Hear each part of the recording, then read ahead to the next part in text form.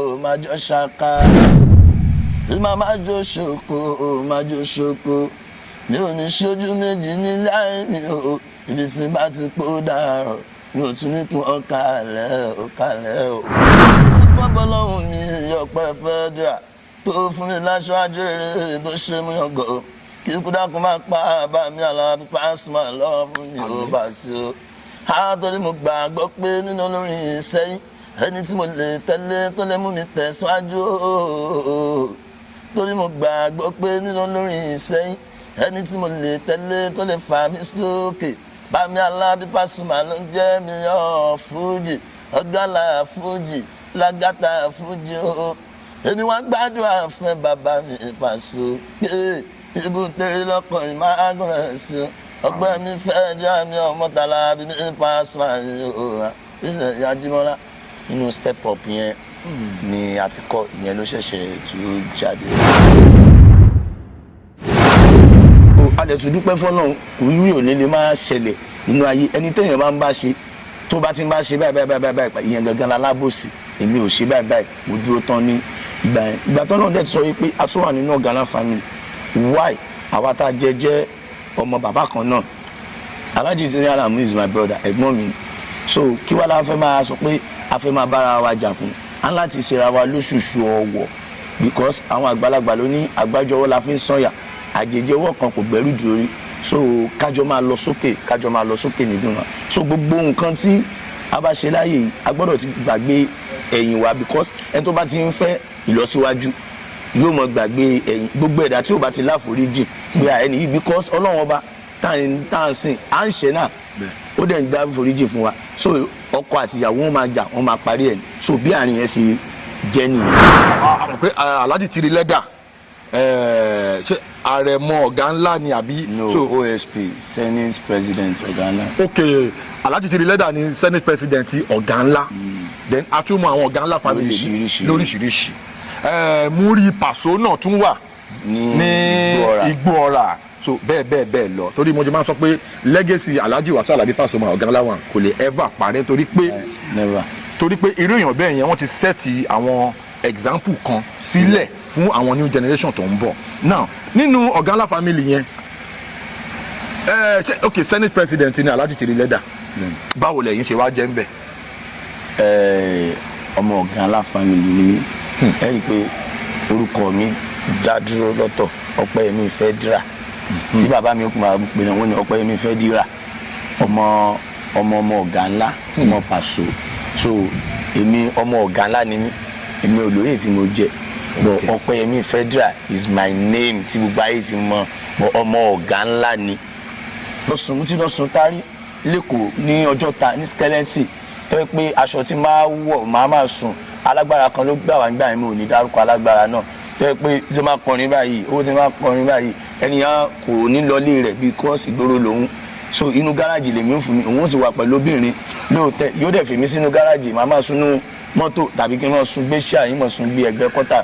tó yẹ pé tó bá ti di ìdajì báyìí á tún ti lọ tọ́lẹ̀tì kan á lọ sanwó bẹ́ẹ̀ á lọ fọṣọ wash and wear iná ń pè tí n bá tún wá kọrin gbà náà gbogbo tí n bá pa ń gbà yẹn alágbára yẹn yóò gbà lọ́wọ́ mi pàṣẹ ìtumọ̀ sọ pé ibi ń pa mí tí ń sẹ̀túmọ̀ fi kọ́ tí ó sì rà fún mi lówó jọ.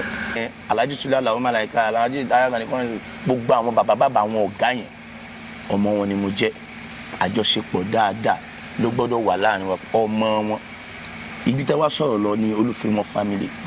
bàbá mi king of music Alhaji King Saheed Òṣùpá bàbá mi ẹni tí mo nífẹ̀ẹ́ ni wọ́n láti ilẹ̀ even gan atúpadọ̀pàdé ní Mọ́kà ní 2019 àràfà kan náà lájọ ṣe ní 2019 káde ṣàdúrà nígbà pé lọ́kọ̀ báyìí lẹ́wọ̀ tó bá di nǹkan báyìí lọ́kàn báyìí lẹ̀ nínú ọ̀rọ̀ tó ń sọ ó ti ń ṣẹlẹ̀. ìyẹn King Dr. Saheed Òṣùpá àwítẹ́lẹ̀ tó ń sọ àsọtẹ́lẹ̀ Mọ́kà pé lọ ò tí mo rí èèyàn tó jẹ́ nǹkan báyìí ó ti ń ṣẹlẹ̀ so bàbá yẹn nínú orin tí máa ń gbọ́ ni mo love orin wọn gan àti ilé mọ̀dẹ́ tí máa ń gbọ́ wọ́n ní àwọn kọrin kan gbà pé ẹ̀dẹ̀ lọ́rọ̀ ayé ọ̀rọ̀ ayé ẹ̀dẹ̀ lọ́rọ̀ ayé ẹ má jẹ́ ká fojú àbùkù ẹnìkan kan nílé ayé o torí kò sẹ́ni tó lè túmọ̀ lẹ̀ tó máa mọ́la gbogbo lè kọ́ ní lẹ́sẹ̀ àyàdá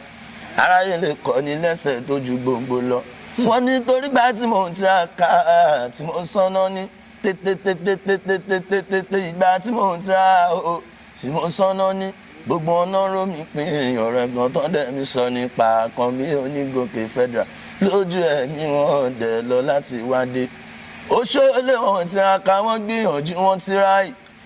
bàbá yẹn ló kọrin yẹn tòde náà ọjọ́ ìdẹ wọ́n gbìyànjú wọn tíráì ṣùgbọ́n lọ́hùn ló lẹ̀mí mi ẹni tí ó bá mọ̀ gbà tí màmá mi bí mi kò lè wá fọwọ́ sọ̀yà pé máa kú ní kékeré bùdá bó ṣe dókítà tó gbẹ̀mí màmí ìgbà tí ó bá mọ̀ dà tọ́lọ́hún ṣẹ̀dá mi kò lè wá fọwọ́ sọ̀yà pé máa kú ní kékeré wọ́n tún ní aṣíwájú wọ́n sáré kan máa padà sẹ́yìn èrò ẹ̀yìn wọ́n sáré kan lè tẹ̀síwájú ilé ayé o gbogbo aláǹsáré àti ìlà ṣẹ́rí pé ẹni tí mo fẹ́ràn tẹ́ bá ní mọ̀ kọ́ ni wọ́n ìmọ̀ síwèé yẹn bí ìgbà téèyàn máa ń ṣe dictionary bàbá yẹn ẹni tí mo fẹ́ràn gan ni.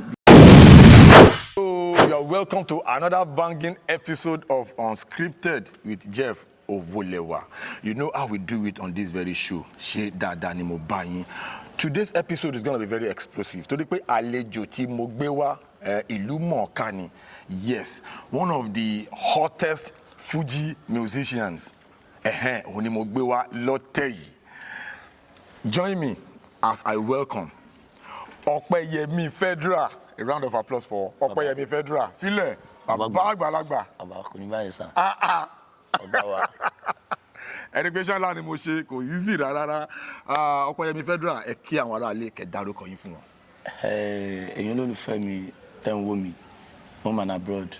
My name is Alhaji Ọpẹ́yẹmí Akànbí tí gbogbo yín mọ̀ sí Ọpẹ́ Federal ọmọọba wa sí àgbà. So mo kí gbogbo ibi tẹ́ tí ń wò mí ojú yín ò ní fọ́. Àmín. Gbogbo etí tẹ́ fi ń gbọ́ wa etí yín ò ní di. Àmín.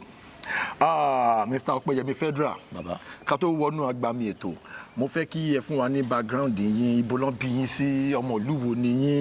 yín ẹ jẹ́ kí àwọn ará ilé kí wọ́n mọ̀ officially. Mo jẹ́ ọmọ bíbí Ìbàdàn. Ìbàdàn ni wọ́n bí mi sí. Ìbàdàn ni mo ti rí ilé-ìwé tá à ń pè ní primary school ní alákọ̀ọ́bẹ̀rẹ̀ primary school ìyẹn St. David Cathedral School. Ìbàdàn ni mo ti lọ sí ilé-ìwé grammar secondary school. Ìbàdàn náà ni àtúnṣe síwájú dé àtúnṣe PT ní polytechnic. Ìbàdàn ni mí, Ìbàdàn ni mo ń gbé, Ìbàdàn náà ni mo dàgbà sí, Ìbàdàn ni mo ti bẹ̀rẹ̀ gbogbo kàríà mi.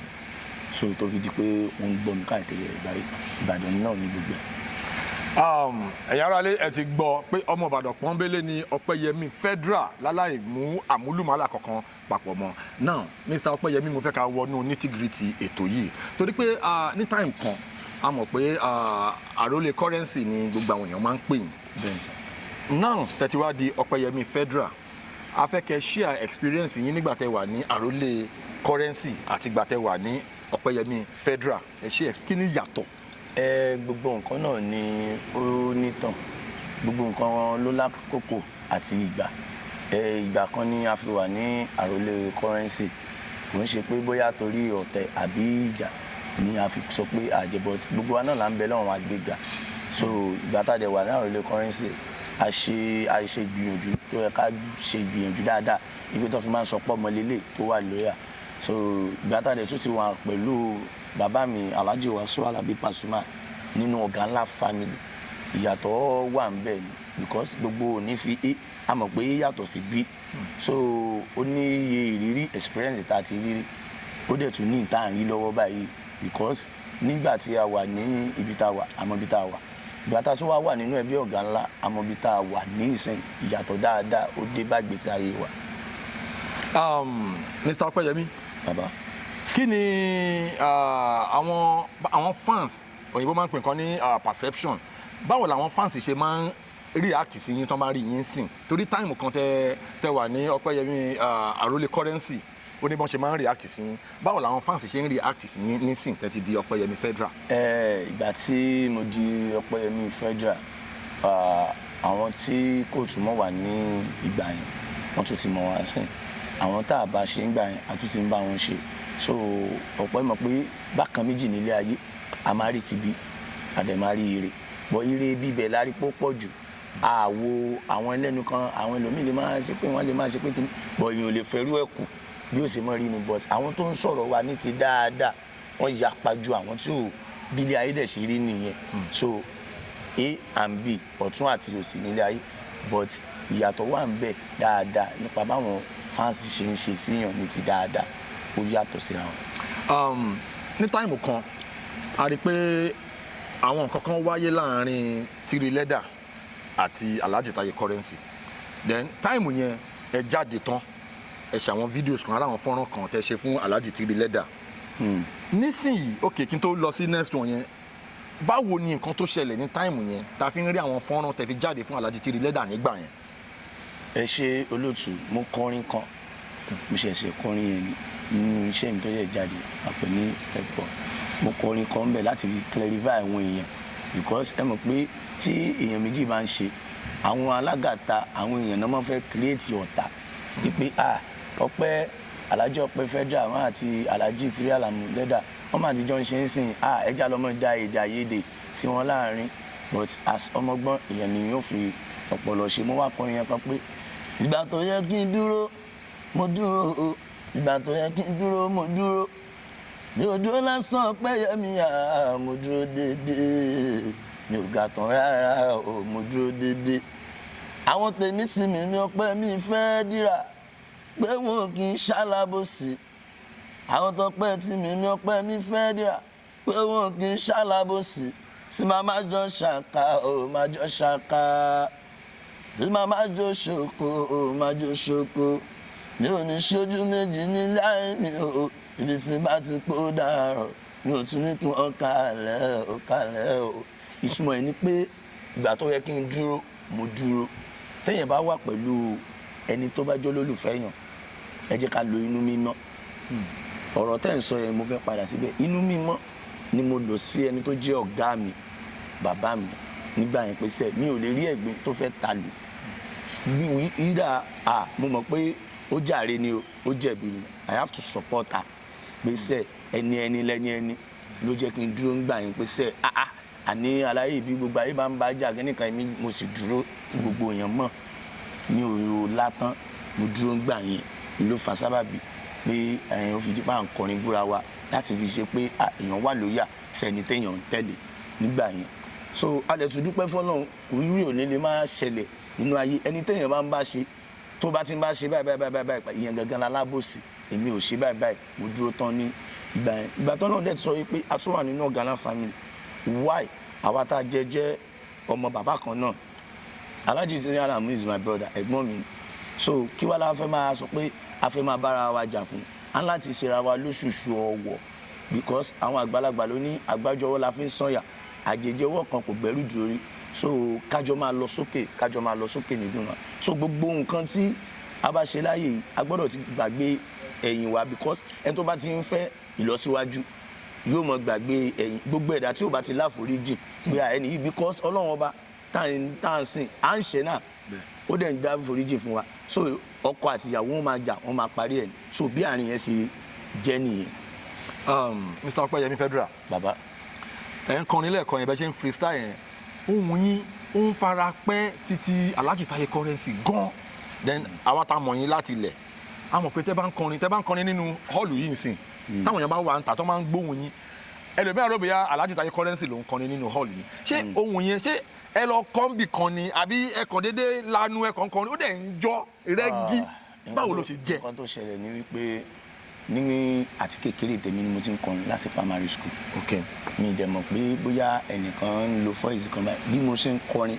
láti kékeré yẹn lọ́nà kan fi sọ pé kó papọ̀ mọ́ Alhaji Taye Currency gbà because tó bá yẹ pé èèyàn lọ ń kọ́pì èèyàn ni ó possible kó mọ̀ jọra àwọn èèyàn tó láwọn kọ́pì wọn wọ́n mọ̀ yàtọ̀ nínú wọn ẹ mọ̀ so ohun yẹn Ọlọ́run kan ní kí n máa kọ́ mi ì mọ̀ pé bóyá èèyàn kan àbí nǹkan ó kàn papọ̀ ìgbà yẹn ẹ dẹ̀ rí pé nígbà tó tún yá ẹ rí pé mo tún ti ń gbé lọ sí orí ti bàbá mi Alhaji Wasiu Alabi Pasuma because orí ọwọ́ yẹn náà gbogbo wa wà àtàlájì Taye Currency ọ̀gá mi bàbá mi ni o àti bàbá mi Alhaji Wasiu Alabi Pasuma bàbá làwọn jẹ́ ṣe understand orí ọwọ́ kan náà ni gbogbo wa wà là ń tọ̀ lọ so orí ọwọ́ yẹn náà mo ṣì wà ẹ rí i pé mo ti ń padà mo ti ń kúrò pé mo ti ń change orin yẹn sí level tí bá wa sí. so òyìnbó máa ń pè kọ́kọ́ ní versatility the ability láti wà dynamic, láti blend by, láti blend sí gbogbo nǹkan tó bá ń lọ. Then ní agboolé ọ̀gá ńlá family, ọmọ Mushin ni àwa, lèmi personally. So àwa mọ bí ọ̀gá ńlá ṣe, bí gbogbo ẹ̀ ṣe bẹ̀rẹ̀, bí gbogbo ó ti yé yín mo yẹn sọ yẹn. Now nínú agboolé ọ̀gá ńlá, àwa mọ Sharafa Adigun àrẹ̀mọ ọ̀gá ńlá. àwa mọ pé Alhaji Tiri Lẹ́dà, ṣé àrẹ̀mọ ọ̀gá ńlá ni àbí? No, so OSP, Senate President ọ̀gá ńlá. Okay, Alhaji Tiri Lẹ́dà ni Senate President ọ̀gá ńlá. Then a tún mọ àwọn ọ̀gá ńlá family lóríṣiríṣi. Múrí Pàṣọ náà tún wà ní Igbó-ọrà, so bẹ́ẹ̀ lọ. Torí mo jẹ́ máa sọ pé legacy Alhaji Wasiu Alabi Pasuma ọ̀gá ńlá wa kò lè ever parẹ́, torí pé irú èèyàn bẹ́ẹ̀ yẹn wọ́n ti sẹ́ẹ̀tì àwọn example kan sílẹ̀ fún àwọn new generation tó ń bọ̀. Now nínú ọ̀gá ńlá family yẹn, okay, Senate President ni Alhaji Tiri Lẹ́dà. Báwo lẹ̀yin ṣe wá jẹ́ ń bẹ̀? Ọmọ ọ̀gá ńlá family ni mí. Ẹ rí i pé orúkọ mi dá dúró lọ́tọ̀, Ọpẹ́yẹmí Fẹ́dírà. Tí bàbá mi kú máa pè náà wọ́n ní Ọpẹ́yẹmí Fẹ́dírà, ọmọ ọ̀gá ńlá, ọmọ Pàṣọ. So èmi ọmọ ọ̀gá ńlá ni mí, èmi olóyè tí mo jẹ, but Ọpẹ́yẹmí Fẹ́dírà is my name tí gbogbo ayé ti mọ̀, but ọmọ ọ̀gá ńlá ni. So bí àárín yẹn ṣe jẹ́ nìyẹn. In the course of your career, iṣẹ́ wa yìí, iṣẹ́ kíyàn gbọ́ ọpọlọ lẹ̀, kíyàn tó ṣe ni, iṣẹ́ ọpọlọ ni iṣẹ́ tá à ń ṣe, iṣẹ́ bóyá acting ni, bóyá Fuji music ni. Kí ni most challenging experience yín? Bóyá èèyàn kan ló ṣe kinní yẹn fún yín ni o, bóyá nǹkan kan tó ṣẹlẹ̀ tí ẹ lè gbàgbé mọ́, tẹ́ pé tẹ́ bá rántí báyìí, ìmọ̀ ní ìwọ lọ́hùn, kí ló ṣẹlẹ̀, kí ni nǹkan náà? Bàbá, tá bá ní ká máa sọ láti àárọ̀ ilẹ̀ máa ṣú, ilẹ̀ máa mọ́, because àwọn àgbàlagbà ló ní tibitire ládá ilé ayé. Understand? Èèyàn máa ní ọjọ́ ìbànújẹ́ tó pọ̀ jù, which is tẹ́ mọ̀ pé iṣẹ́ tá à ń ṣe yìí iṣẹ́ tó lágbára ni. Tẹ́lómi ó ti mọ̀ báyìí pé aláyé yìí ó ti ń dàn, tó dẹ̀ jẹ́ pé èèyàn gangan mọ̀ pé òun ò tí ì dàn, because ìjọ́ tó kẹrẹ́ pébi sùn ló pọ̀ o. Ojú dẹ̀ rí gan, àmọ́ ìrírí tá a ti rí tí mo ti rò pé ó dáa pé mi ò fi iṣẹ́ yìí lẹ̀ o. Fẹ́ rí nígbà tí òkò tiẹ̀ pẹ́ láìpẹ́ yìí tó ti ẹ̀ jíjẹ́ pọ́n tí ó ti mọ̀ mí tó ti ṣe gbá, mo ti ní lọ́kàn pé màá fi iṣẹ́ yìí lẹ̀, because oríṣiríṣi challenges láti rí. Mi ò dẹ̀ nígbàgbé ọjọ́ kan tá l'accident lọ́dún yẹn náà tí gbogbo àwọn band boys tó ń da ìjẹ́ mú ń dá kínní tí mọ́tò right up. Ibo lẹ ti lọ? A lọ sí Ṣakí gbà yẹn làwọn ń bọ̀, làwọn débi kọ́nà àbí sẹ́yìn yẹn mọ́tò wa ṣáà àbọ̀ adúpẹ́ fọ́nà. Ọdún náà ni mo sọ pé bí mi ní ṣiṣẹ́ yìí mọ́ láyé wípé ìtì mi ìrírí ó pọ̀, so ìrírí pọ̀ gan. Ẹ ṣí àwọn ìtì ẹ̀ lè gbàgbé. So ṣé èyí tó yẹ pé a ti lọ sùn tárí lẹ́kọ̀ọ́ ní Ọjọ́ta ní skeleton, tó yẹ pé aṣọ tí máa wọ̀ máa sùn, alágbára kan ló gbà wá nígbà yẹn, mi ò ní dárúkọ alágbára náà, tó yẹ pé tí máa kọrin báyìí ẹnìyàn kò ní lọlé rẹ̀ because ìgboro lòun. So inú gáràjì lèmi ò fún mi, òun ó sì wà pẹ̀lú obìnrin lóòótẹ́, yóò dẹ̀ fèmí sínú gáràjì, màá máa sunú mọ́tò tàbí kí n máa sun gbé ṣáà yín máa sun gbé ẹgbẹ́ kọ́tà, tó yẹ pé tó bá ti di ìdajì báyìí á tún ti lọ tọ́lẹ̀tì kan, á lọ sanwó bẹ́ẹ̀, á lọ fọṣọ wash and wear iná ń pè. Tí n bá tún wá kọrin gbà náà, gbogbo tí n bá pa ń gbà yẹn alágbára yẹn yóò gbà lọ́wọ́ mi. Pàṣẹ tún mọ́ sọ pé bí n pa mí tí ń sẹ̀ tún mọ́ fi kọ́ tí ó sì wà fún mi lówó oúnjẹ. So ìrírí ti pọ̀ jù tá a ti rí ṣé nínà ni a fẹ́ sọ ni. So ọjọ́ tó kẹ̀rẹ́ pé bí sùn ló pọ̀ tí má ní mọ̀ sọ ìrì oṣù. Ní time tí ẹ declare ara yín, torí everybody ló máa ń step up, everybody ló máa ń evolve, òyìnbó máa ń pè ní so time tí ẹ wá from Arole Currency to Ọpẹ́yẹmí Fẹ́dírà yẹn, àwọn nǹkan wo ló ṣẹlẹ̀ ní àárín time yẹn? Torí ariwo yẹn pọ̀ gan, ògo yẹn tí wàá búyọ, wọ́n ti ń fà yín lọ́tún lọ́n fà yín lọ́sì. Àwọn nǹkan wo, àwọn experience wo lẹ lè share pẹ̀lú wa kó ṣẹlẹ̀ ní àwọn time yẹn? Àwọn experience mo lè share ni pé mo rí pé èèyàn tí mi mọ̀ ní ayé mi, àbí èèyàn tèmi tiẹ̀ máa ń rò pé mo mọ̀ ń garùn báyìí pé ṣé ń sìn mẹ́ni yìí, ó wá di pé fúnra wọn náà ń wá mi, Ọpẹ́ Fẹ́dírà, àbí tí máa ń rò pé Ọpẹ́ Fẹ́dírà, máa wò pé ṣé èmi náà ni mo tó báyìí. Àwọn tí mi rò pọ́n lè pè mí, wọ́n ń pè mí, tó jẹ́ àwọn èèyàn ńláńlá bá mi sọ̀rọ̀ lórí fóònù, tẹ́ pé àwọn tó tiẹ̀ kó bá sọ̀rọ̀ lọ́dún náà lọ́hùn pé níwọ̀n gbà ẹ lọ́ pé màá mọ̀ pé so àwọn ènìyàn yìí lè mọ nọ́mbà mi láti pè mí. So ó mọ jẹ́ nǹkan ìwúrí lóríṣiríṣi kéèyàn lá pè mí, káwọn èèyàn gidi, ìyẹn tí mi rò kàn pé mo lè míngù pẹ̀lú, wọ́n máa bá mi sọ̀rọ̀. So ó máa ń jẹ́ nǹkan ìwúrí àti nǹkan ní dúdú fún mi, fún mi dẹ̀ ń bẹ náà pé kọ́nà kó tún ṣàánú mi ju bí mo ṣe lérò lọ kó mọ́ fún ọ̀tá lọ́rọ̀ sọ lórí. àmín. ṣé a rí álbọ̀mù kan àbí méjì tẹ́ ti ṣe tó sì wà lórí àwọn streaming platforms àbí ìtẹ̀sẹ̀sẹ̀ ń ṣe lọ́wọ́? mo ní album lóríṣiríṣi náà. Album tí mo ṣe tẹ́lẹ̀ before tó jáde a pè ní Matters Arising. Ibẹ̀ mo ti kọ pé bọ́nítà la tó gbójúlé ọlọ́run nìkan ni adófarati bí ọlọ́run èèyàn máa sí láyé ó lẹ́wà jẹ́ bí ó fọ́ mi èèyàn ó ṣe gbẹ́kẹ̀lé ẹ̀ ó lé ó ṣe béèyàn ní èèyàn lè yàn máa jẹ́ láyé ó lẹ́wà bàgàtà ló dó ó wà látàlá ó sì máa ta bàlátà lọ́lọ́ ọkọ̀ ní kí wà ó yí bọ́lá wọn bọ̀ wá ó pé kó máa nìṣó níwájú máa wẹ̀yìn ẹ̀ wọ́n lè ja ẹ̀jù sọlọ́pọ́n bọ́ní kálẹ̀ ó jẹ́ abọ́ta kò yé náà jẹ́ kó má lọ́jọ́ sàn ó náà kí n pé kálẹ̀ ó bọ́ní tààlà tó gbójúlé ọlọ́run nìkan ni adófarati bí ọlọ́run adófarati bí ó kò sí láyé ó sáńtà mọ́ní mi àkọ́bí mi federal. Ìyẹn ni Matters Arising ó wà lórí gbogbo platform ní Audiomack ní Boomplay ní Spotify ní Apple Music ní gbogbo ẹ̀ ìyẹn wà bẹ́ẹ̀. Èyí tá ṣe ṣe reason yẹn la pè ní Step Up.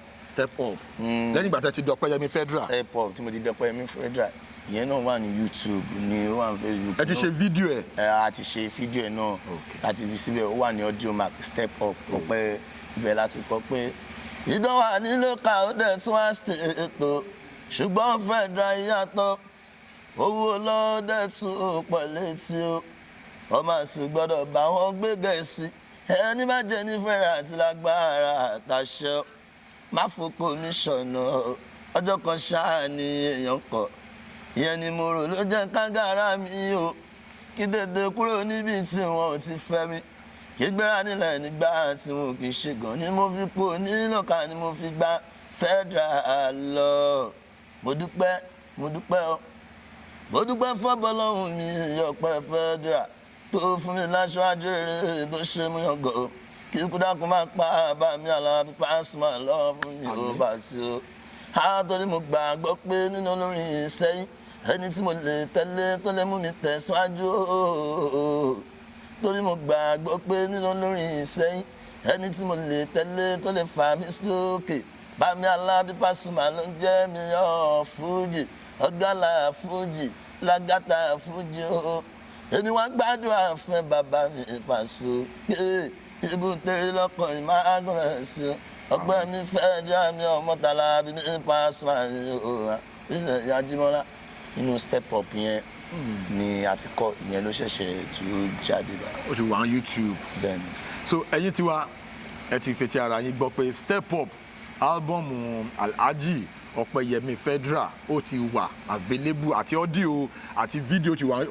ní YouTube. Bẹ́ẹ̀ni. Audio ti wà ní gbogbo streaming platforms orí Apple Music orí Spotify orí Audiomack ó ti wà ń bẹ̀ ẹ lọ máa stream ẹ wìtìwìtì.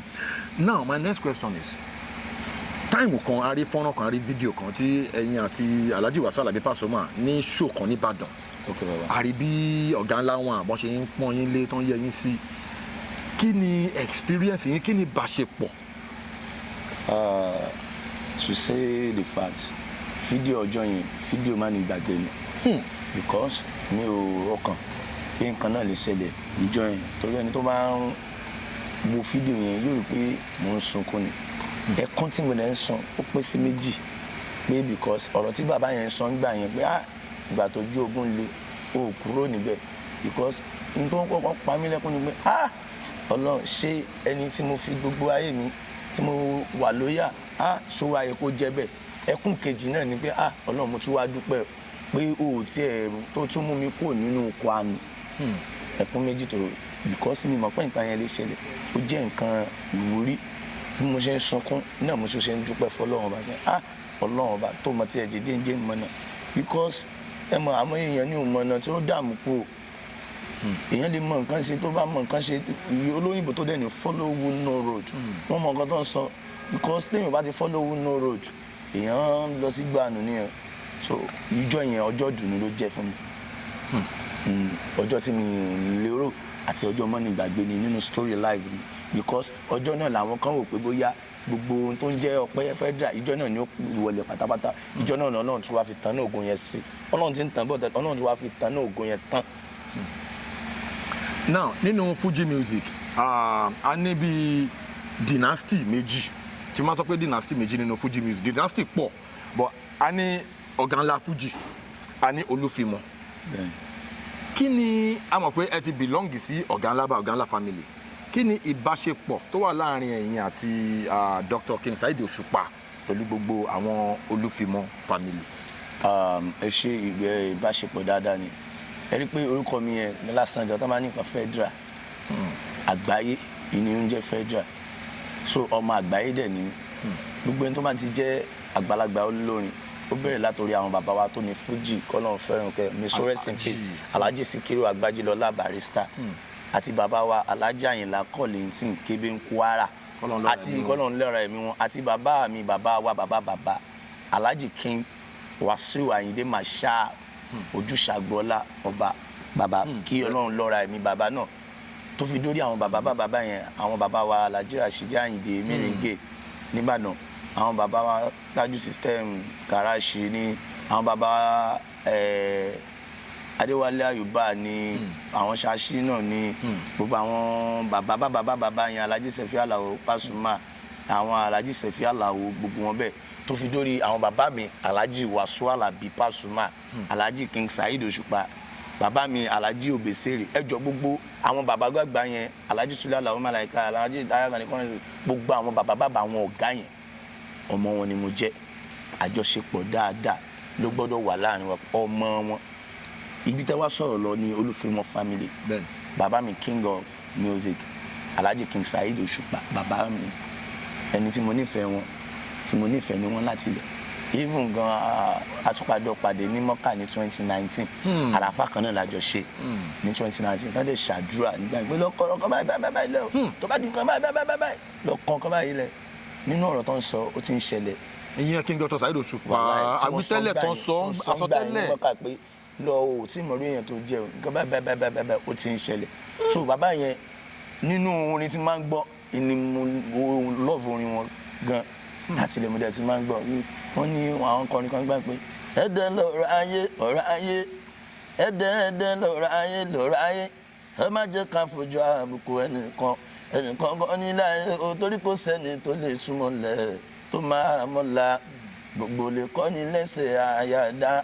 aráyé lè kọ́ ní lẹ́sẹ̀ tó ju gbogbo lọ wọ́n ní torí gbà tí mò ń tiraka tí mò ń sọ́nà ní tètè ìgbà tí mò ń tira o tí mò ń sọ́nà ní gbogbo ọ̀nà rómi pín ọ̀rọ̀ ẹ̀gbọ́n tó dẹ̀ mi sọ nípa kan bí Onígòkè Federal lójú ẹ̀mí wọn dẹ̀ lọ láti wádé ó ṣọlẹ̀ wọn tiraka wọ́n gbìyànjú wọn tíráì bàbá yẹn ló kọrin yẹn tòde náà ọjọ́ ìdẹ wọ́n gbìyànjú wọn tíráì ṣùgbọ́n Ọlọ́run ló lẹ̀mí mi ẹni tí ó bá mọ̀ gbà tí màmá mi bí mi kò lè wá fọwọ́ sọ̀yà pé máa kú ní kékeré bùdá bó ṣe dókítà tó gbẹ̀mí màmí ìgbà tí ó bá mọ̀ dà tọ́lọ́run ṣẹ̀dá mi kò lè wá fọwọ́ sọ̀yà pé máa kú ní kékeré wọ́n tún ní aṣíwájú wọ́n sáré kan máa padà sẹ́yìn èrò ẹ̀yìn wọ́n sáré kan lè tẹ̀síwájú ilé ayé gbogbo aláǹsáré àti ìlà ṣẹ́rí pé ẹni tí mo fẹ́ràn tẹ́ bá ní mọ̀ kọ́ ni wọ́n ìmọ̀ síwèé yẹn bí ìgbà téèyàn bá ń ṣe dictionary bàbá yẹn ẹni tí mo fẹ́ràn gan ni because kéèyàn rorí kéèyàn kọrin mo gbé fún bàbá yẹn so bàbá mi dáadáa ni gbogbo Olúfimọ family Ọ̀gá Ńlá family we are one nǹkan kan náà ni wá so kò ṣe pé wọn fi super àtẹkù tán pátápátá náà fi lẹ̀ wá papọ̀ kò lè sí gòbè kò lè síjà so bí o sì jẹ́ nìyẹn bàbá. Nínú Fuji music ẹ ti sọ lẹ́ẹ̀kan pé unity ti wà nínú Fuji music kò sí pé gbọ́n mi sí omi tó mọ́ dynasty àti sọ yẹn now ẹ jẹ́ ká sọ àwọn kọ̀ọ̀kan àwọn ìgbésẹ̀ kan tí ẹ̀yin tẹ́ jẹ́ oní Fuji báyìí tẹ́ ń gbé because mo mọ̀ pé Fúnmà wà ẹgbẹ́ àwọn oní Fuji yeah then kí ni ìgbìyànjú tẹ́ ń gbé torí àwọn kan máa sọ pé irú táìmù kan Small Doctor sọ̀rọ̀ kan ó ní ó yẹ ká máa discover new Fuji musicians because time yẹn táwọn Alhaji Sikiru Ayinde Barrister kọ́ ló ń fi ọ̀run kẹ́ wọn gbogbo ìgbìyànjú wọn ni pé kí Fuji má parẹ́, kí legacy Fuji má parẹ́. Then wọ́n wá gbé torch yẹn, wọ́n gbé fún Alhaji Wasiu Ayinde K1 the ultimate. Wọ́n gbé torch yẹn fún wa, àwọn náà tún gbìyànjú, wọ́n tiraka, Ọlọ́run dẹ̀ gbà fún wọn. Wọ́n rí pé Fuji ti gbòòrò sí i. Kí ni people like you, kí lẹ̀ ń ṣe láti fi rí wípé legacy Fuji yẹn kò parẹ́? Ṣẹ́rí bàbá, ọ̀rọ̀ tẹ́ sọ, ọ̀rọ̀ tó máa ń gbé mi nú látọdún tó ti pẹ́ ni. Because ọ̀rọ̀ yìí nígbà kan wà mo ti rí ṣe láì pé kí àwọn ìbéèrè yìí olóòtú ìbéèrè ńlá ni. Because ìbéèrè yìí mo ti fi kọrin láìmọ̀ ìgbà sẹ́yìn pé àwọn tó jó lórúkọ yẹn, àwọn yẹn là ń rí lókè. Ààrẹ nìkan kan tó jẹ́ new coming Fuji artist tẹ́lẹ̀. But àwa padà dúpẹ́ fọ́lọ́run because ọ̀rọ̀ yẹn ó máa ń pé níjọ́ táwa ti kékeré àwọn tá à ń gbọ́ tán wà lókè yẹn àárí ọmọ mi kan tiẹ̀ fà á rárá pé káàtẹ̀ sọ pé káwọn èèyàn wá padà di pé gbogbo àgbáyé mọ̀ wọ́n. But a dúpẹ́ fọ́lọ́run ọba pé ẹnu lọ́lọ́ ẹnujọ́ mẹ́ta yìí Ọlọ́run fi ara Alhaji Wasiu Alabi Pasuma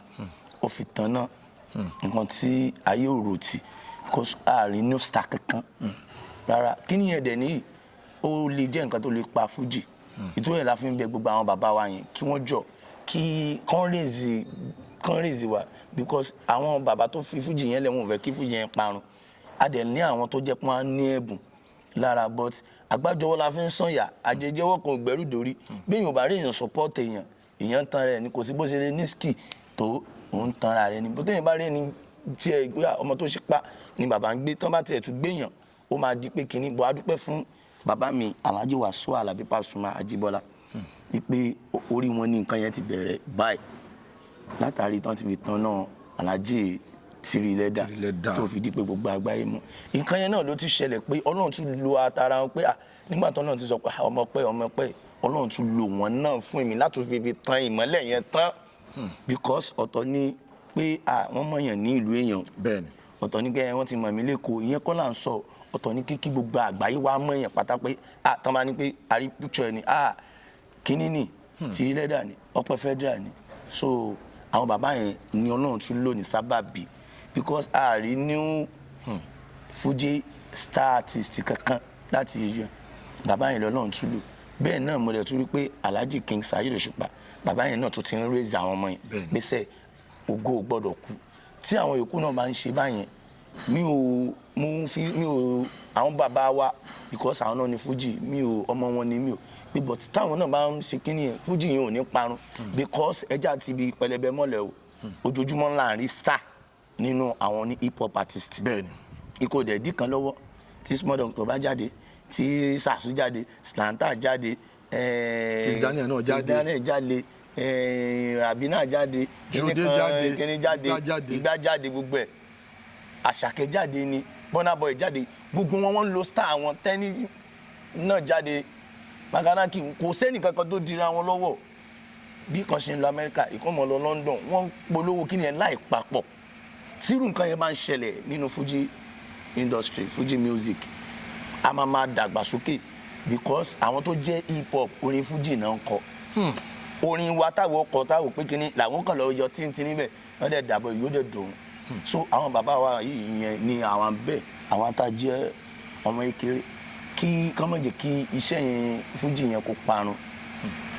ẹni tó ti jẹ kò ní ìtumọ̀ kò sí nǹkan kan aṣíwájú kankan ò ní ṣubú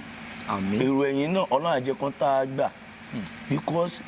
bóyá ìgbìyànjú ẹlòmíì ni pé tí n bá ti fa ẹnìkan sókè yóò pa mìíràn kò sí nǹkan tó ń jẹ́ mọ́ because ayé ti wà civilized tí èèyàn kan bá ran ẹnìkan lọ́wọ́ ẹni tó ràn yàn lọ́wọ́ yẹn ẹni tó ràn lọ́wọ́ ìwọ ni ó mọ polówó promotion ló fi jẹ́ fún wọn but ọ̀pọ̀lọpọ̀ èèyàn mi ò mọ̀ pé ṣé tí n bá ti gbélé ìdíje sìn ṣe pé which is tí ó kò rí bẹ́ẹ̀ ẹni tí èèyàn ràn lọ́wọ́ tí o fà lókè táyé mọ̀ báyìí orúkọ rẹ̀ ò ní tán láyé because àwọn bàbá àgbàlagbà náà ọba tó jẹ tìlú tòrò àtẹ̀yí tó jẹ tìlú bá lù jẹ gbogbo ayé náà mọ̀ rántí wọn because whatever you sow you shall reap so gbogbo nǹkan tẹ̀yìn bá ti gbìn láyé náà ni ó kà bí àwọn bàbá yẹn tí wọ́n bá lè máa ṣe nǹkan yẹn Fuji ò ní kú láyé because Fuji ò lè kú iṣẹ́ ọpọlọ ni Fuji táwọn yẹn bá dẹ̀ ti yọ 2-3 minutes bẹ́ẹ̀ tán ti dàbólẹ̀ ó tán àwọn ayé òjò kan jọ àwọn aṣíwájú wa yẹn ọlọ́àbá wa lẹ́mi ní iwájú tẹ wà ẹ̀ ní jábọ̀ aṣíwájú ò ní jábọ̀ àwa tá a wà lẹ́yìn Ọlọ́run ṣàánú wa fújì ò ní parun káfíìmọ̀ ṣọ̀kan kágbé sókè o káfíìmọ̀ ṣọ̀kan kágbé sókè o fújì musician association káfíìmọ̀ ṣọ̀kan kágbé sókè fújì musician ilé aláyọ̀ káfíìmọ̀ ṣọ̀kan kágbé sókè o tún gbà. inú mi dùn pọ́ǹtì tẹ́ sọ yẹn torí mo máa ń ṣe àwọn videos kan time kan màá tún wá lo opportunity yìí kí n tún lo platform yìí kí n fi buttress nǹkan tẹ́ sọ yìí torí pé láwọn time kan a rí pé àwọn Alhaji Sikiru Ayinde Barrister kọ́ ló ń fọ̀nù kẹ́wọ̀n lẹ́ẹ̀kan sí legacy Fuji wọ́n mú ní òkùnkùn dùn torí pé time kan táwọn sì ń rain àpàlà ló ń hot ju Fuji ló ń gbà yẹn gbà tó wá yá tó wá gbéṣẹ́ Fuji yẹn dé level kan ẹ máa rí pé Fuji music Ọlọ́run gbé ọwọ́ Fuji music sí òkè ju ti àpàlà lọ then láwọn time kan náà ẹ máa rí pé juju music ó lọ fáà gan Fuji ń struggle láti bá juju music òun lè máa fi dé pé gbogbo àwọn akitiyan táwọn King Sunny Adé gbé nígbà yẹn àwọn Ebenezer Obey àwọn so time yẹn juju music náà lọ fáà gan but torí pé legacy Barrister yẹn wọ́n fà á lẹ̀ fún àwọn tó wà lẹ́yìn lẹ́fi di pé wọ́n tún support King Dr. Wasiu Ayinde King Wasiu Ayinde wọ́n tún support wọn débi pé first album wọn second album wọn àwọn Barrister yìí náà ni wọ́n help wọn gẹ́gẹ́ bí ẹ ṣe sọ lẹ́ẹ̀kan pé support it goes beyond the kéèyàn kan fàyàn lọ́wọ́ sókè kéèyàn kan kò kí n ṣe yẹn kéèyàn support new artist ìyẹn ni pé legacy lèèyàn fi sílẹ̀ adẹ̀ rí gbìyànjú tí King Dr. Saheed Òṣùpá náà ń ṣe àárí gbogbo àwọn Àlàní Messiah Àkọ́bí Òṣùpá Idris Aloma àárí gbogbo àwọn guys yẹn support tí Dr. King Saheed Òṣùpá ń fún wọn kò kí n ṣe ẹnu kò kí n ṣe tètè bọ́ọ̀lì wọ́n support wọn in the actual sense of supporting the àwọn Fuji musicians tó ń bọ̀ lẹ́yìn now àwọn support wo because tí wọ́n bá ń sọ ká sọ ní practical terms ṣé kí wọ́n feature bí a kàn ṣe collabo pẹ̀lú irú ọ̀gá ńlá sìn tó máa ṣe irú collabo pẹ̀lú irú ẹ̀yìn báyìí that is another way of supporting tó bá ṣe video tẹ́jọ́ ṣe video papọ̀ that is musical video papọ̀ that is another way of supporting then tẹ́ bá rí irú àwọn Wizkid yẹn wọ́n máa support irú àwọn Lámídé á support Àṣàkẹ́ wọ́n máa jọ wọ studio wọ́n máa jọ ṣe collabo wọ́n máa jọ ṣe video. ká máa fa ọ̀rọ̀ tẹ́ ń sọ nígbà ká fa gùn bàbá mi máa ń sọ̀rọ̀ kan wọ́n á ní ọ̀tọ̀ lọ́mọ fòyéyé ọ̀tọ̀ lọ́mọ fòróró ọ̀tọ̀ lọ́mọ àlìfáǹgèrè ṣẹ́rí ọmọ fòyéyé tẹ́ bá fẹ́ sọ̀rọ̀ báyìí kẹ́ tó sọ ó ti mọ ibi tí ẹ fẹ́ sọ dé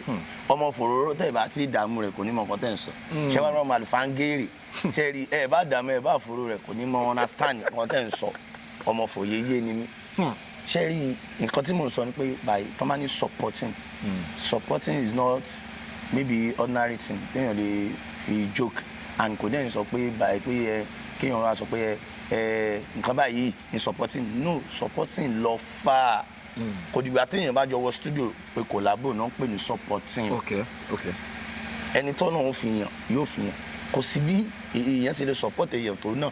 tọ́nà ò bá ní fi yàn kò ní fi yàn tọ́nà ò bá lọ́wọ́ sí ni máa ń jóun because àwọn mùsùlùmí wọn ní kádàrá lákàntàdé rẹ̀ destiny olóyìnbó dẹ̀ ní destiny can never be changed níta bá tún kọ́ mọ́ yàn tí Ọlọ́run bá téèyàn náà bá jó ní gbìyànjú àtàkì ti yan bó àwọn kan lè fà sẹ́yìn o but téèyàn bá jó ní gbìyànjú ìyẹn máa dé ìtọ́nà kọ́ mọ́ yàn but ẹni ké pé tọ́ bá ṣe odidi rẹ́kọ̀dù fún yàn ẹni tọ́nà bá lóhùn ò ní gbé kò ní gbé bàbá but mùrà tí ó bá wà lára ẹni tọ́nà bá yọ́nú sí tí ẹni tí ó bá fẹ́ gbé náà tó bá fẹ́ gbé yóò jẹ́ pé nǹkan yẹn bí ìgbà téèyàn bá da petrol síná mi nǹkan sọ ìyẹn go to kí nǹkan fi jóni o àbí kéèyàn kó náà mọ nǹkan ẹ mọ kíkí ni ẹ wá mọ kẹ ẹ mọ pé bí iná bá ṣe ń kẹ̀ sí ni iná ṣe mọ lágbára sí so support yẹn kò dìgbà pé èèyàn tẹ̀lé èèyàn wọ studio there is a lot of way téèyàn fi lè support èèyàn tí àwọn bàbá yẹn náà dẹ̀ mọ̀ táwọn ọ̀gá yẹn mọ̀ kò yí dẹ̀ ṣe pé báyìí pé supporting is not by pé kí n fún ilé ìyá mo gbé 1 million fún mo gbé because bá a bá fún ni lówó owó tán o kò sí ìtàn lè fún yàn láyé yóò tán bí èsì pé téèyàn ó mọ jẹ téèyàn ó mọ mu téèyàn fún máa survive pẹ̀lú àwọn family yàn a lot of support yìí ni pé bí n sìn káwọn aṣíwájú kan wò báyìí pé mo mà ti lérè kí ni mo lérè mẹ́ta yìí o ọmọ yìí sọ ní kò ní ó yá lọ bíbẹ̀ báyìí kó jẹ́ pé 1 naira ni ọmọ yẹn bá rí níbi tó lọ yẹn kò ní í ṣe pé tí ò bá mọ oore ẹlẹ́dàá ọmọ náà mọ̀ ṣàdúrà fún pé torí pé ibi tó ti jẹ yóò jẹ family rẹ̀ yóò jẹ ìyàwó jẹ ọmọ ó jẹ bí ó bá tiẹ̀ tí ìbímọ àwọn family ẹ̀ náà benefit so a lot of support téèyàn máa ń support èèyàn ni àbí kí wọ́n bá gbé àǹfààní dẹ̀ lè wúlò fọmọ yìí ó yá lọ bá bí wọ́n lè jẹ́ pé wọ́n kàn máa náwó ba ọ̀rọ̀ ọ̀nù lásán èèyàn máa ń fi support èèyàn téèyàn ó débi oríire pé ọmọ wa ni ẹ máa support ẹ̀ táwọn èèyàn ó dẹ̀ mọ̀ ṣe téèyàn bí support yẹn ṣe rí ni ká má fagùn. then ọ̀rọ̀ àwọn ọmọọṣẹ́ onífújì àwọn ọmọọṣẹ́ àwọn olórin ara àwọn kan tán jáde tán complain pé iye kan ló fún àwọn iye kan ló fún àwọn bàtí mo gbọ́ ẹnìkan tó sọ pé iye báyìí ni àṣọ ọmọọṣẹ́ band member band boys band men pé iye báyìí ló fún àwọn ọ̀rọ̀ yẹn ti wá ń di yamayama lórí íńtánẹ́ẹ̀tì kí lẹ rí sọ sí. bàbá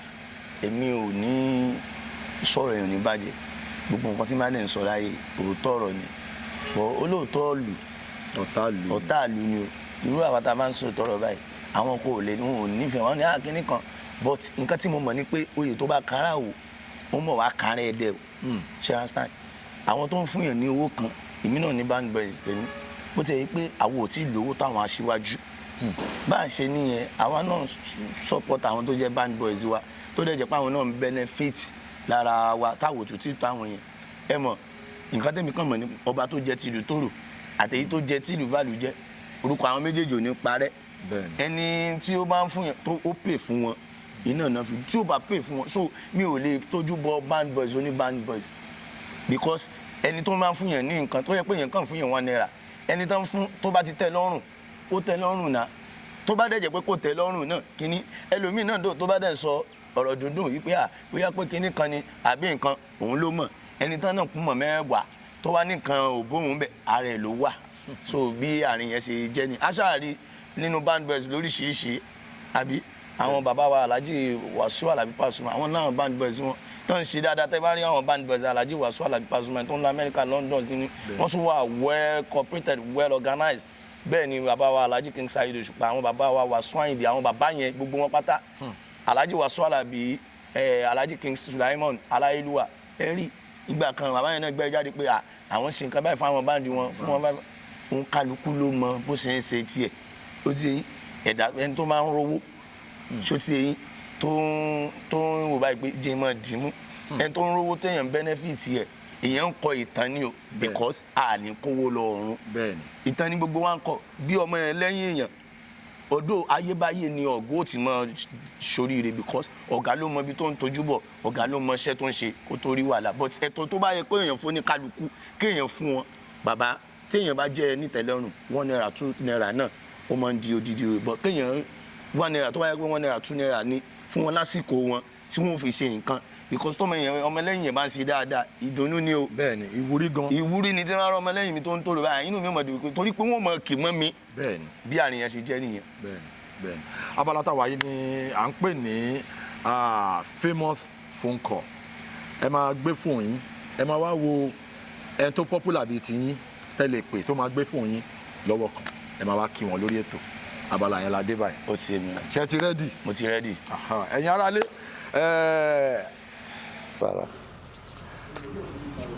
ẹ̀yin tí wọ́n máa lọ fún àgàn orí ètò ilé ni a máa fà á já.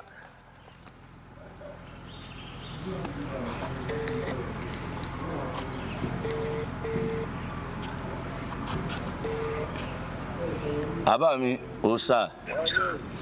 mo wà lórí prógámù kan ni mo wá ní kí n pè yín wọ́n ní kí n pe ẹni tó jó lólùfẹ́ mi wá ní bàbá mi dáadáa Lálùdé Òòṣà ni o àwọn ọmọ Nàìjíríà ń gbọ́ yín bí ẹ ṣe ń bá mi sọ̀rọ̀ yìí. yes sir àwọn ọmọ Nàìjíríà ń gbọ́ yín o ẹ̀yin ayé bàbá ni mo bá sọ̀rọ̀ yìí o Lálùdé Òòṣà. gbogbo àgbáyé Lálùdé ogun akápòkò ògùn ló ń sọ̀rọ̀. àbá àgbàlagbà. táyọ̀ òbí àlórúkọ mi. àbá àgbàlagbà. mo kí gbogbo yín o. yẹ ti gbọ́ bàbá mi lẹ̀ ń gbóhùn yẹn Òòṣà tó bá ṣe mọ̀nàmọ́ná bàbá ló mọ̀ sọ bẹ́ẹ̀ tó bá ṣe mọ̀nàmọ́ná ìsìnkú rẹ kò ní ṣoríire ó ṣòfò dànù ṣe ti gbọ́ bàbá lẹ bá sọ̀rọ̀ yẹn o bàbá mi ẹ ṣe gojú òní tì aṣọ yín ò ní fàyà Òòṣà nìyẹn o Ọlálùdé mi ò ṣàárẹ̀ o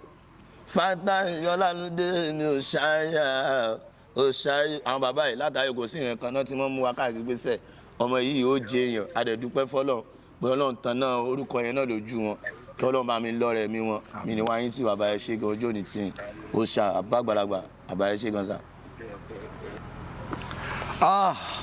nǹkan kì í sí ẹsẹ̀ ràgò bẹ́ẹ̀ ni tẹ́tí pé lórí ètò lẹ́ni ó ní agbára kan torí àlejò mi lẹ́nu bíi pọ́npọ́npọ́n wọ́n tún wá pe another èèyàn kàǹkà tó tún lẹ́nu bíi pọ́npọ́npọ́n yẹn ni pé ó lọ fà gan a máa fà já lórí ètò. mo wà yí unscripted with Jeff ni n fẹ́ kẹ́ bá wa fi kọrin kẹ́ bá wa fi kí àwọn aráalé. unscripted ti gbáradì Oyinmomo gbàgbàgbà kó tọ́ Oyinmomo unscripted má ti gbáradì Oyinmomo gbàgbàgbà kó tọ́ ẹni tó pẹ́ mi fẹ́ dira yọpẹ́ fẹ́ dira ètò tuntun tún mú wá unscripted ètò tó ń kọ́ni lójó tó ń kọ́ni ìnímọ̀ ibẹ̀ lẹ ti máa pàdé àwọn òṣèré lóríṣiríṣi àkànbí ọpẹ́ fẹ́ dira ìdá bóyá ní fújì ni bóyá ní pop ni bóyá ní sọ̀rọ̀sọ̀rọ̀ ni bóyá ní tó ń ṣe fíìmù oríṣiríṣi lẹ́ẹ̀tì máa rí ṣàwámọ́ olóòtú unscripted olóòtú ọpẹ́ mi o oníjẹ́ fowó lẹ́wà tó ń sọ nísẹ́yìn o ẹ̀sìn máa gbọ́ ó lẹ́wà jẹ́ lórí fíìmù èsì o unscripted àwọn tún látọkùn àwọ̀ owó lẹ́wà yóò lókè èèyàn dàgbọ́ bí fẹ́ di àkànbí unscripted gbà tí gbáradì Oyinmomo gbàgbà kó tọ́ Oyinmomo Ọlọ́run fẹ́ ẹnìkan jẹ ẹnìkan lọ unscripted ètò láì tún gbọ̀nà gbọ́ adọ́wọ́ jẹ́ fún owó lẹ́wà oyún dàgbọ́ bí fẹ́ di ẹni tí wọ́n lọ́ máa bá mi gbọ́ ẹ ṣáàmù ètò tó ń kọ́yàn lọ́gbọ́n ni. ẹ ṣáà ti rí bó ṣe lọ ẹ rí pé ó láòdù gan lórí edition yìí ẹ kàn fún wa ní nǹkan wo ló máa ń dùn mọ́ yín nú tó dùn mọ́ yín nú jù in the course of your career. nǹkan tó kọ́kọ́ dùn mọ́ mi nínú jù nígbèsè ayé mi nínú career mi tí mo ṣe ní ìjọ tí mo lọ hajj because hajj yẹn mo fẹ́ lọ láti 2017 tí mi lè lọ 2017 tí mi lè lọ but ìjọ tí mo lọ hajj kò ń ṣe pé hajj afẹ́fẹ́ yẹn mo fẹ́ lọ bọ̀ láti kékeré mo ti mọ̀ bẹ́ẹ̀ náà pé Ọlọ́run bó bá sọ̀rọ̀ fún mi orí hajj ni kò kọ́kọ́ sí ìjọ tí inú mi dùn jù láyé ìjọ tí mo dé hajj tí mo fojú kan Kaaba tí ò ń ṣe nu TV ni. ìnílé lórí bá a tiẹ̀ ti ṣe gbá láyé nǹkan kan tínú mi máa ń dùn jù ní pé sẹ́ Ọlọ́run ọba ó kà mí yẹ pé mo bá wọn dà lájì orí ayé àti àlìkìyámọ̀ ìnìkan tó Ọlọ́run gbé fún mi pé because owó kọ́nà fi ń ṣe olówó gan ò rí lọ ọlọ́rọ̀ ò rí lọ ọjọ́ orí kọ́nà fi ń lọ ìgbà tí mo wà ní kékeré mo máa ń bẹ náà pé Ọlọ́run tó bá kọ́kọ́ ṣoore fún mi mo fẹ́ dà lájì láyé mi ṣe lọ ájì afẹ́fẹ́ yẹ̀yẹ̀ pé kí ni even mi fẹ́ ṣe yín bọ́ torí pé mo fẹ́ lọ sí ájì ní 2017 wọn ò gbé mi 2018 wọn ò gbé mi 2019 tí wọn á fọkàn sí ni mo wá lọ táwọn èèyàn ti dẹ̀ fi máa fi gbé àyín tí ò tó ló ń pe rẹ̀ ọmọ kẹ́ni kan ni mo fi wá wò pé ló jẹ́ kí n ṣe yíyan gan because èmi ò láìkì fẹ́fẹ́ rí ti àbáfẹ́fẹ́ yẹ̀yẹ̀ so ó jẹ́ nǹkan mọ́ni gbàgbé láyé níjọ́ tí mo kọ́kọ́ and travel tala ní stop over ní Dubai tako wá kó láti Dubai táwọn aládé jẹ́dá mo ti rò pé àti dé Mọ́kà ni asásẹsẹ bẹ̀rẹ̀ ẹ̀rín ni wọ́n wá gbé wánú mọ́tò mo sáà nínú gbàgbá tí wọ́n wá dé Mọ́kà gangan tí mo ti rí aago tó ga jù báyìí tán ni kíní táwọn wọ́n ní kíní ni ìjọ tá a wá dé ibi tá a ti fẹ́ tàwáàfù nínú Haram ní Mọ́kà tí mo fojú kan Kaaba mo wá rí èrò bíi billions of people pé ṣé ibi bíbáyìí náà ni màá ti tàwáàfù ṣé tí mo máa ń wò nínú fíìmù ni nínú tẹ́lì lélẹ̀ mo wá padà tàwáàfù bí èrò bílíọ̀nù ṣe wá pọ̀ tó mílíọ̀nù ṣe pọ̀ tó ní Kaaba táyà lè ka ìyẹn àbí ọ̀kántẹ́gbé yẹn mi ìmọ̀gbà tí mo padà di ara Kaaba yẹn tí mo wá fọwọ́ kan Kaaba tí mo wá lá Kaaba yẹn mo wá sunkún pé wọ́n lọ ṣé tí mo máa ń wò nínú TV yìí náà ni èmi náà mo wá dẹni tó wá débẹ̀ ìjọ mi kì í gbàgbé rẹ̀ láyé mi mo dẹ̀ ń bẹ lọ́hùn kọ́nà tún jẹ́ kí n lè mọ́ ọ lọ because ó máa ń wù mí lọ bọ̀ ẹnu lọ àràfà o kí Ọlọ́run jẹ́ rán láàánú ó ń wù mí lọ mo dẹ̀ ń bẹ lọ́hùn kémi náà tiẹ̀ lè rán ìyá mi because ó máa jẹ́ nǹkan tí mo máa fi ń gbé tó náà bá tiẹ̀ ṣe fún mi tèmi náà tún jẹ́ ti ń rán ìyá mi because ìyá yẹn máa ń gbẹ̀ngbẹ̀ rẹ̀ mo dẹ̀ ń bẹ lọ́hùn kọ́nà ṣe. Ọlọ́run dẹ̀ máa ṣe ní agbára Ọlọ́run ọ̀rọ̀ yìí ó bá èmi gan ó mì mí ẹnu mi dùn gan a pè yín lórí ètò Alhaji Ọpẹ́yẹmí Federal ẹ máa bá wa kí àwọn aráalé àwọn fáǹsì yín ẹ máa ọ̀rọ̀ gbìyànjú then àwọn tó jẹ́jẹ̀jẹ́ new Fuji musicians ẹ bá wọn ẹ lù wọ́n ní ògo ẹnu àbálẹ̀ wọn sọ Yorùbá yẹn ọ̀rọ̀ ìgbìyànjú. ìgbìyànjú mi náà ni orin máa fi ṣèṣe tí ni wípé ìrìn àjò ayé dànlá tí nípínlẹ̀ ó dàbí mọ́tò tó ń lọ sájò ni ó ní láti ṣe gbáradì láti lé abomi síra dẹ́tọ̀ ayé táyà o tó bá dé tààrà petrol ní filling station àwọn ó láti wá gáàbù torí àṣìdẹ̀ǹdà lọ́gànjọ́ òṣèlú láyé òun ọmọ bá sí lọ́gànjọ́ òṣèlú láyé òun federal torí mo wá di tàmí mo ṣe múra sí mo tún wá fọkàn lórí iṣẹ́ mi o mo fi ṣẹ́ṣẹ́ mo múra sí ìgbà tí mi ò sùn mo mi ṣàdúrà o federal pé kọ́lọ́hún fàṣẹ sọ̀rọ̀ mi o ẹ̀yìn tí wàá títà ríro là ń kọ́la ó lẹ́wọ̀n Jeff ó dìgbà tó bá jiná ká tó bẹ̀rẹ̀ sí í ṣoge o mo bẹ̀rẹ̀ bí eré bí àwàdà lọ́jọ́ sí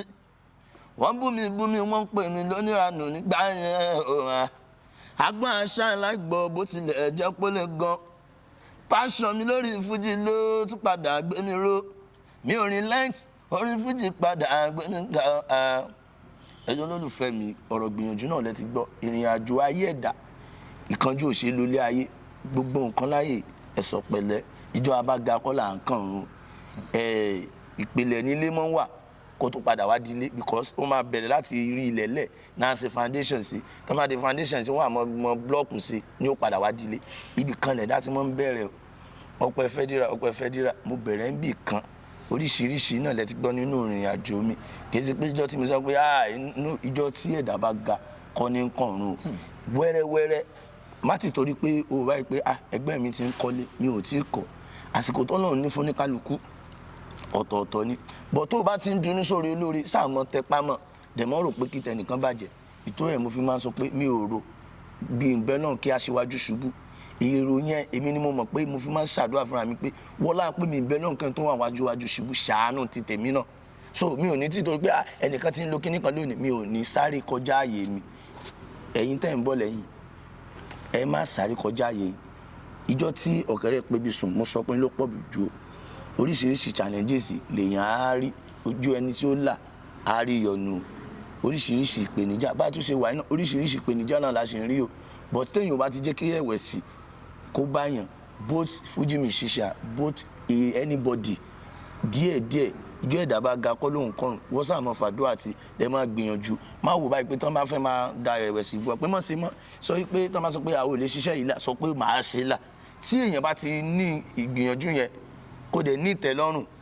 pé tó o bá ń wa gàrí mu mọ̀ jẹ́ kí gbogbo ayé mọ̀ pé gàrí lòun wà mu téèyàn bá ti ní ìtẹ́lọ́rùn téèyàn ti ní sùúrù ìyẹn ni pé tó bá ti wà focus tó wà determination tó dẹ̀ wà self control wẹ́rẹ́wẹ́rẹ́ èèyàn máa dé ibi téèyàn ń lọ. ẹ ṣe gan ẹ jẹ́ ètò ẹ jẹ́ wa oh my god thank you so very much ọlọ́run á tún máa sọ agbára dọ̀tun ògo yín tó ń búyọ tó ń blé kò ní wọ̀kùnkùn lágbára ọlọ́run òkè lọ́wọ́ yín máa lọ ẹ ṣe gan thank you so much for your support I really appreciate you ẹ ṣe gan ẹ̀yin tí wà nílé ẹ rí i pé mo wí bẹ́ẹ̀ mo ṣe bẹ́ẹ̀ ní agbára ọlọ́run ni bẹ́ẹ̀ ni àlejò wa wọ́n ti yẹ wá sí lórí ètò inú wa dẹ̀ dùn gan láti rí wọn. Now as I come to the end of the show Unscripted with Jeff Owolewa, thank you so much for staying tuned. Thank you so much. If you know you are watching our videos, you have not subscribed to Jeff Owolewa TV, please subscribe and smash that notification bell so when my next video is popping up, you're going to be the first to see it. God bless you for watching our videos. God bless you for dropping those beautiful comments. Love you. Bye. Please subscribe to my YouTube channel and press the notification button.